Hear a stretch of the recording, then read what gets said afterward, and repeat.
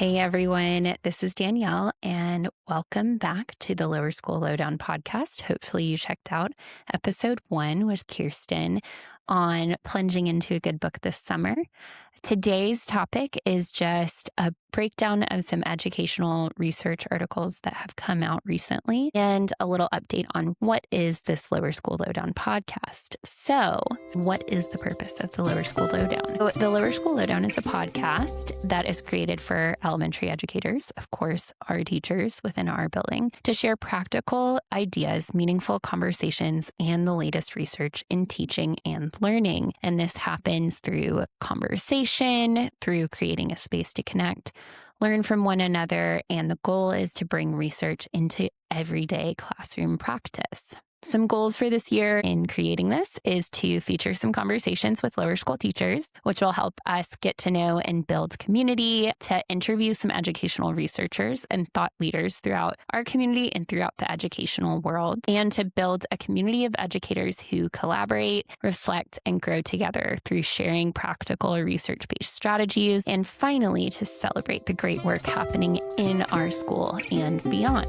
This week, I thought I'd give a little bit of an educational research summary, kind of share some recent research that's been coming out in educational research journals. So first up, we have something from ERA, the American Educational Research Association, their May 2026 issue, and this is for all you math teachers. This is a quantitative study of mathematical vocabulary use in upper elementary classrooms. The primary author is Zachary Himmelsbach. Here's a brief summary of what the study found. The study found that teachers vary widely in how often they use mathematical vocabulary, and students of teachers who use more mathematical language tend to achieve higher math scores. However, simply modeling math vocabulary does not automatically increase students' use of mathematical terms.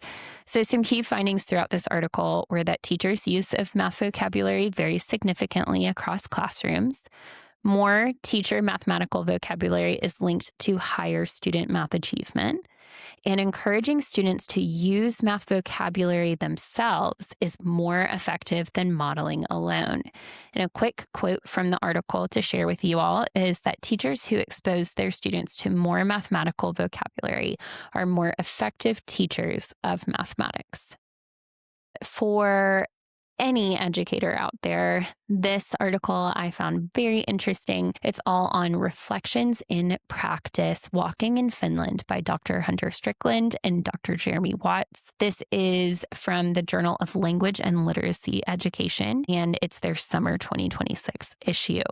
So this article reflects on authors' visits to Finland and explores how the country's approach to literacy and education is built. Their approach to literacy is built on trust, collaboration, and deep respect for the teaching profession. Rather than focusing on standardized testing, Finnish schools emphasize strong teacher preparation, meaningful mentoring, meaningful collaboration among educators, and partnerships between schools, families, and the community to support student learning. The authors conclude that while other countries cannot simply replicate Finland's education system, they can adopt its culture of valuing education, professional trust, and community involvement to strengthen teaching and literacy outcomes. Thought that was an interesting read. The article is only about 10 pages long if you're interested. Next up, we have the anticipation effect, what the media industry knows about attention that schools don't. Just that title alone lured me in. This is by Chase Mielke. And it's from the Educational Leadership Journal, May 2026 issue. And Chase Mielke has an upcoming book as well called The Effective, with an A, Effective Teacher. Quick summary of this article. The article suggests that the real power behind effective teaching strategies is not the strategies themselves, but the anticipation they create.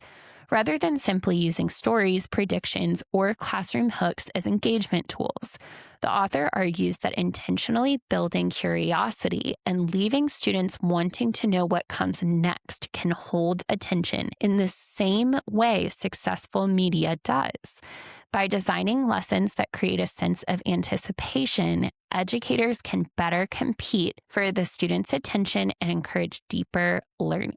So this highlights some neuroscience related to anticipation and that tie into media and what media is doing to children's brains. And I think that this gives us a practical strategy that we can use in our classrooms by creating more anticipation.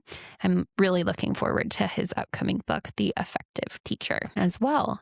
So thank you so much for listening to the Lower School Lowdown podcast. This was a brief educational research update, and I hope you all enjoyed. I look forward to seeing everyone at the start of school.